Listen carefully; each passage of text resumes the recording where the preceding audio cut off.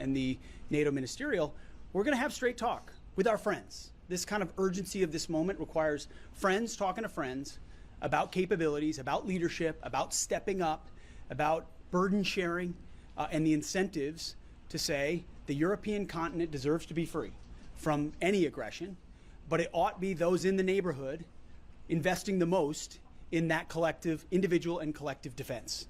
That's common sense, as the president talks a lot about. Common sense is you defend your neighborhood and the Americans will come alongside you in helping in that defense. If and when that happens, and I believe it will, because of President Trump, most NATO countries are already close to 2%. We believe that needs to be higher. The president has said 5%. I think he's right. That's a reflection of a need to invest on the continent.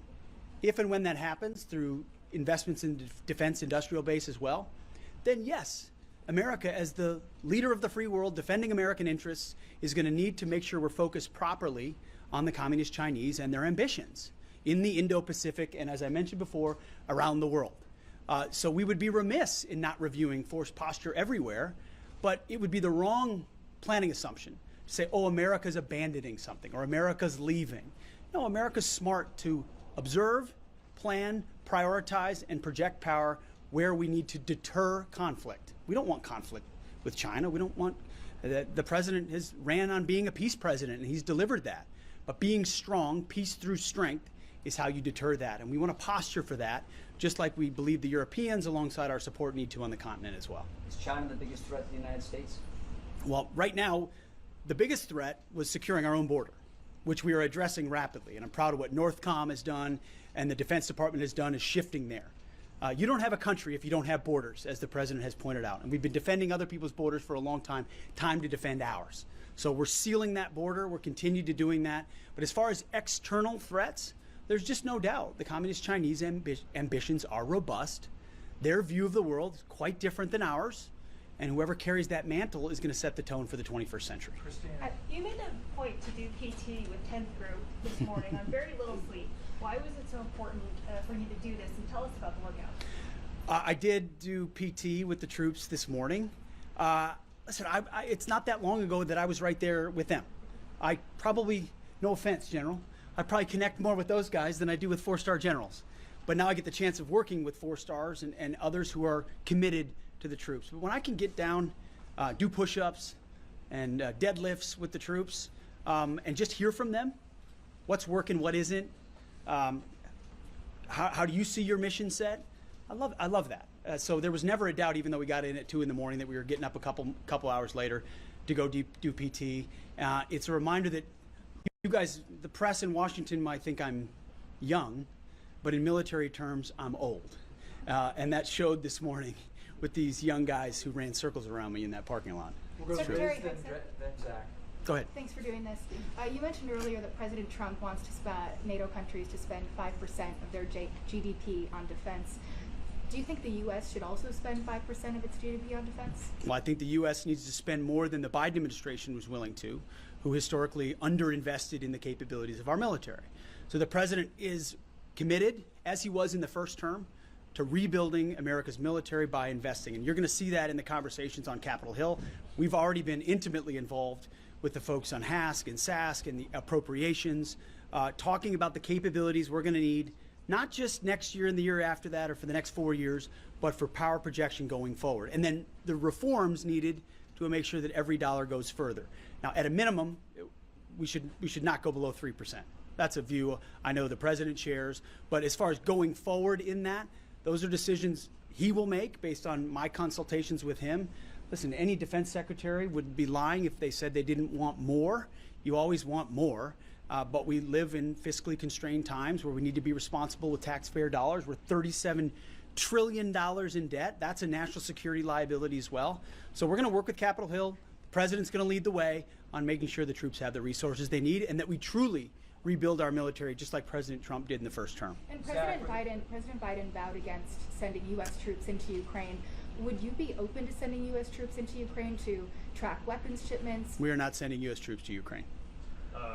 You've talked about wanting to welcome Elon Musk and Doge into the Pentagon potentially in the next few weeks. Do you expect him to start unilaterally cutting programs and contracts the way he's done at USAID and other agencies? And are there any limits or supervision you'd want to place on his team given his conflicts of interest with Pentagon?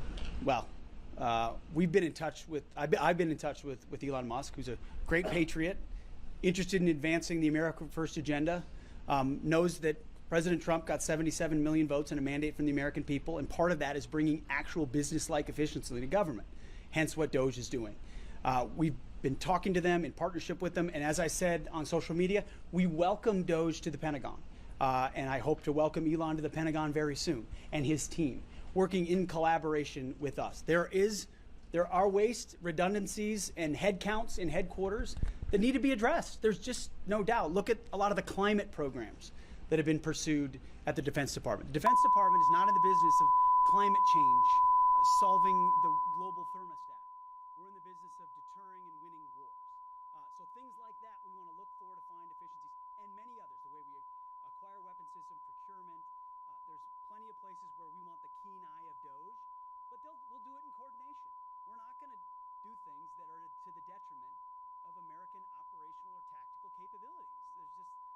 President Trump is committed to delivering the best possible military. The Defense Department is not USAID. USAID's got a lot of problems that I talked about with the troops, pursuing globalist agendas that don't have a connection to America first. That's not the Defense Department, but we're also not perfect either. So where we can find billions of dollars, and he's right to say billions, inside the Defense Department, every dollar we save there is a dollar that goes to warfighters, and that's good for the American people. With Logan with Newsmax.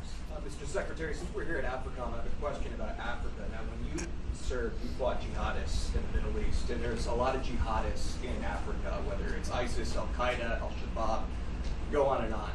How do you plan to handle that threat? I'm not saying put troops on the ground in Africa to fight them, but are you concerned that there could be some sort of cell that might be plotting attacks against other parts of the world, trying to recruit soldiers because it's Africa with a growing population? How concerned are you about the jihad threat in Africa today? Definitely concerned. I mean, anybody of my generation that served in Iraq and Afghanistan or been a part of post 9/11 understands the threat of global jihad, especially the desire to export that against our allies in Europe or Israel or certainly the United States of America. So the counterterrorism threat focused on those who would seek to do us harm is of the highest priority, which is why you saw what AFRICOM did so well in that strike in Somalia. Where we see those growing, plotting, or planning with increased capabilities, we will strike. And that pertains to Islamist organizations all across the continent. But it also, we have to work with partners and allies. I mean, foreign internal defense and security force assistance. I was with Green Berets this morning. You know, we think of Green Berets in the context of post 9/11, right? Kicking down doors, and they're really good at that. But what they're best at is doing security force assistance and foreign internal defense, where they work with local security forces to build up their capabilities so that it's indigenous forces fighting Islamists because they want to secure their country as well. And AFRICOM is very directly committed to doing that. That's a mission very much worth resourcing. And Africa is very much the front lines of a fight from Islamists. You've got Christian populations that are under siege in Africa and have been ignored for far too long. And American interests there, it matters a great deal. And Islamists, we're not going to allow them to maintain a foothold, especially to try to strike at America. We're going to finish up with two questions from these two local outlets. Sir, okay, one more here and then here. John Banner from Stars and Stripes. Also related to AFRICOM and Somalia, during the end of President Trump's first term, he elected to pull forces out of Somalia and switch to more of a rotational concept. President Biden sent troops back in there on a full-time basis. What's your vision going forward for Somalia? Do you want to maintain troops there continuously, or are you looking more towards pulling them back? Well, I mean, I want to listen to the commanders on the ground, first and foremost, as does the president. I mean, he's charged me with, hey, give me your best advice, but also keep your ear to the ground of what's most effective. But he's also been very clear that we're not trying to have American boots all over the globe. Where we can do counterterrorism effectively over the horizon, that's the preference. But we'll review the force posture there with the generals doing the heavy lifting and take it into consideration, no doubt. But thankfully, we had the intelligence capabilities to do the kind of strike that we saw, and we believe we can do more of that. Franz, last question. So you renamed the name of Fort Liberty into Fort Bragg, and you honored a private first class who lost his life for liberating Germany. What does that mean for the U.S. forces?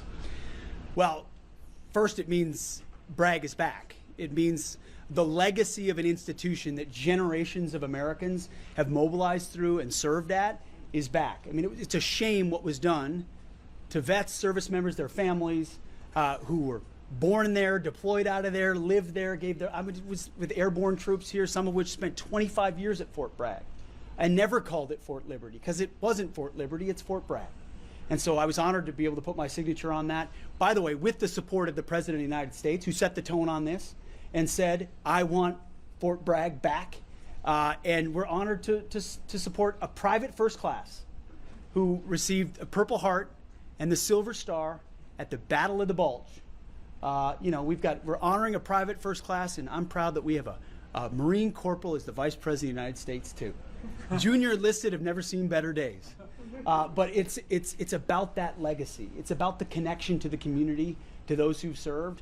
And we're not, as the President has said, and I've said as well, we're not done there. There are other bases that have been renamed that erodes that very same legacy. There's a reason I said Bragg and Benning when I walked into the Pentagon on day one, but it's not just Bragg and Benning. There are a lot of other service members that have connections, and we're going to do our best to restore it. It's an honor to do so. Thank you all for your time. Appreciate it. Thank you. Thank you. Thank you. We have more time later. Thank you. Appreciate it. All right. Sorry,